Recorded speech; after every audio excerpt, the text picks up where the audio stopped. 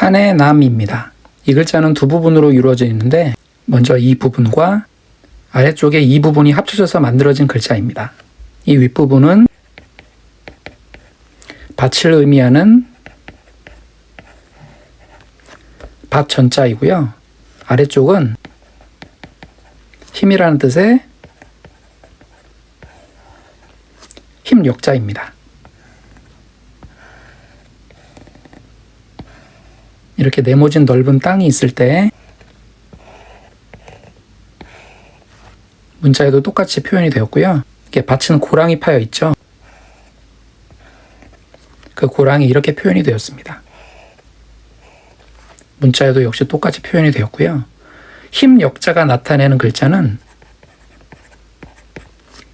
밭을 갈 때 사용하는 도구인 쟁기입니다.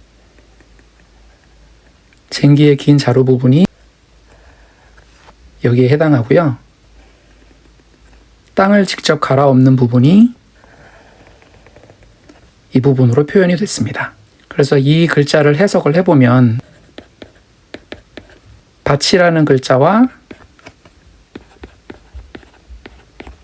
쟁기라는 글자가 합쳐진 것입니다. 밭에 쟁기가 놓여 있다는 것은 힘든 노동을 통해서 농사를 짓는다는 얘기죠. 그런데 이 힘든 일은 주로 남자가 하는 일이었습니다. 그래서 이 문자는 남자를 뜻하는 산의 남이 되었습니다. 움직일 동입니다. 이 글자는 두 부분으로 나누어져 있습니다. 무거울 중이라고 하는 글자와 힘력입니다. 이 무거울 중에 해당하는 어원부터 살펴보도록 하겠습니다. 무거울 중의 어원은 이런 모양이었습니다.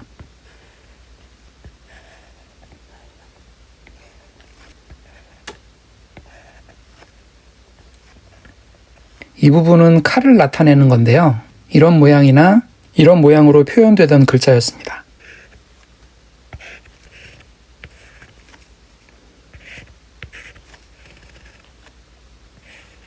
이렇게 보면 같은 글자라는 걸 알 수 있습니다. 이 글자는 지금의 한자로 어떤 글자냐면 이런 글자인데요. 매울신이라고 하는 글자입니다. 우리가 신라면에서 볼 수 있는 그 문자입니다. 이 맵다라는 말은 칼에 베이면 살이 아프고 쓰리죠. 그 아프고 쓰린 그 감각을 미각으로 표현한 것입니다. 그래서 이 무거울 중에 맨 위에 해당하는 글자는 칼을 나타내는 것이고요. 이 부분은 여기가 되겠고요. 이렇게 되어 있는 부분이 조금 변형이 되어서 이 모양이 되었는데 이 부분은 눈을 표현한 것입니다. 이 두 부분만 합쳐보면 칼로 눈을 찌르고 있는 모양입니다.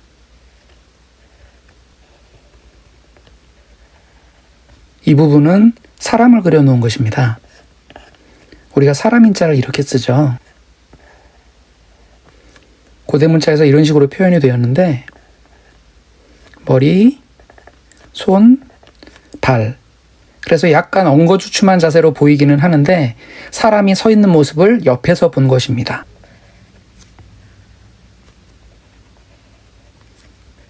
이 맨 아랫부분은 흙 내지는 땅을 가리킨다고 많이 이야기를 합니다.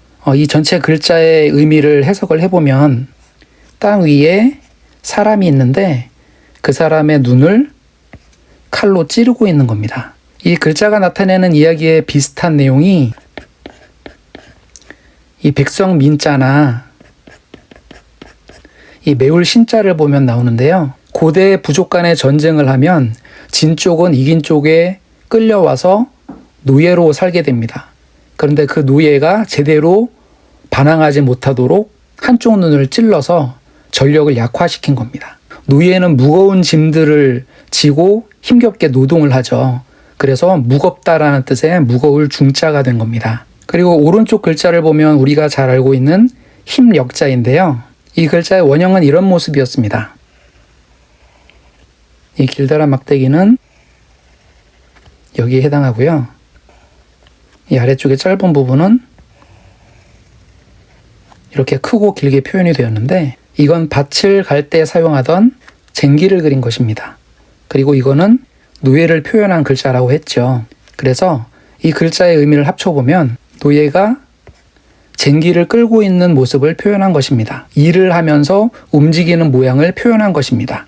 그래서 이 글자는 움직인다라는 의미의 움직일 동이 되었습니다. 기록할 기입니다. 두 부분으로 이루어지는데요. 말씀 언자와 몸 기자입니다. 말씀 언자의 처음 모양은 이런 모습이었습니다. 악기인 피리의 모습을 그린 것입니다. 한 부분씩 보면 피리의 가장 앞부분이고요. 이 부분이 됩니다. 이 나팔처럼 생긴 부분은 여기에 해당합니다. 그리고 피리의 중심축이 되는 부분이 있어야 하는데 문자에서는 생략이 되어서 보이지 않습니다. 이 부분은 피리의 장식 부분인 것 같은데 여기에 해당하고요. 이 기능이 무엇인지는 잘 모르겠습니다. 그리고 옛 글자 중에서 이 부분이 이렇게 표시된 글자가 있고 또 없는 글자가 있습니다. 지금 우리가 쓰는 문자에는 이렇게 남아 있습니다. 그래서 이 전체 모양은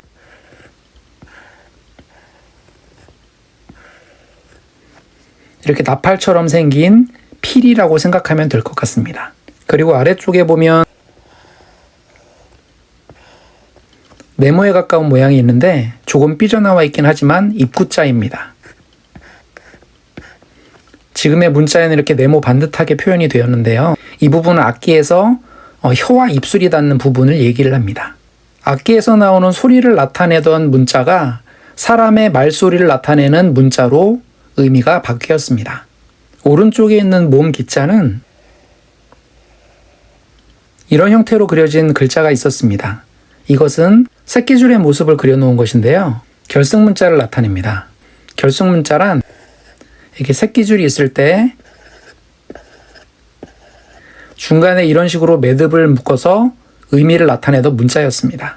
그래서 각 부분의 의미를 합쳐보면 말소리를 문자로 표시했다는 의미가 됩니다. 그래서 기록할 기자가 되었습니다. 안내자입니다. 두 문자가 합쳐져서 만들어진 글자입니다. 먼저 바깥쪽으로 이렇게 생긴 부분이 보이고요. 또 안쪽으로는 이렇게 생긴 부분이 보입니다. 이 네모 모양은 크게 두 가지로 생각할 수 있는데요. 이렇게 해서 덮다라는 뜻의 덮을 멱자라는 글자가 있고요. 이렇게 집의 지붕 모양을 나타내는 집면이라는 글자가 있습니다. 그리고 오른쪽에 시옷처럼 생긴 거는 들어가다는 뜻의 입자입니다. 글자에서 보면 이 가장자리 부분이 옛날 글자에는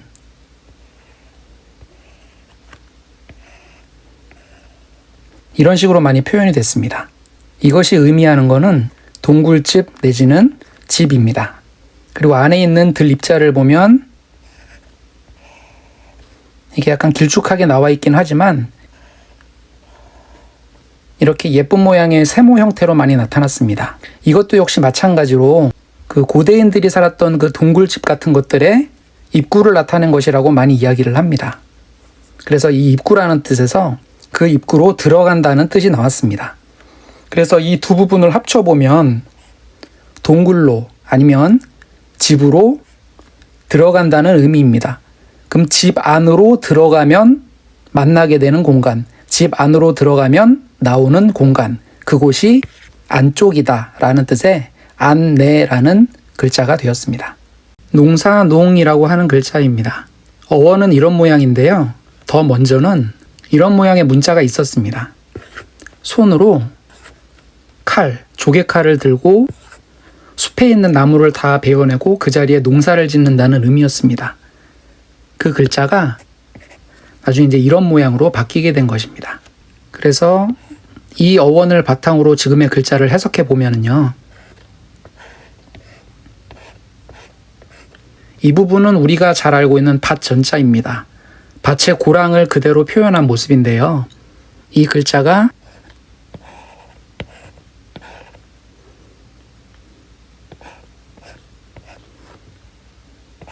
이렇게 변했습니다. 그리고 지금은 이렇게 삐져나와 있는 부분이 있는데 이건 제 눈에는 벼처럼 보입니다. 논에 모를 심어 놓은 것처럼 보입니다. 정설로 나와 있는 부분은 아닙니다. 그리고 이제 아랫부분을 보면 조개칼이라고 말씀드렸죠. 이렇게 조개의 날에 해당하는 부분인데 이렇게 되었고요. 옛날 글자는 여기에 해당이 되겠죠. 그리고 그 조개칼의 면에 해당하는 부분이 이렇게 됐습니다. 그리고 조개칼의 자루에 해당하는 부분이 이렇게 됐습니다. 그리고 그 자루를 이어주는 부분이 이곳인데 이렇게 됐고요. 그리고 이 부분은 옛날 어원들에서 남아있는 부분도 있고 없는 부분도 있어서 지금은 살아남은 부분이 되었습니다. 그래서 이 윗부분은 논 내지는 밭을 얘기하고 아랫부분은 칼 또는 지금으로 치자면 낫이 되겠습니다. 그리고 이 부분도 지금의 글자에서는 생략되어서 나오지 않는데 손을 나타낸 것입니다. 그래서 이 문자를 해석해 보면 손에 지금은 손은 나타나지 않았지만 칼이나 낫을 들고 논밭에서 식물을 키우는 모습을 나타낸 것입니다.